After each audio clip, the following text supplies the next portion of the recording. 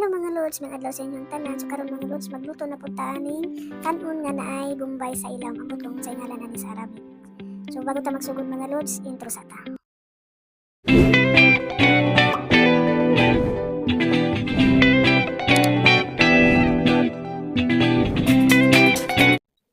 So una mga lods, magkuhatag bugas mga lods, atong hamulan mga 30 minutes mga lods. Samtang naghumultag bugas mga lods, gisaon day nato ang bombay mga lods anang mantika nga jeton mga lods. Pagkahuman, ato nang ukay-ukayon mga lods ang bombay.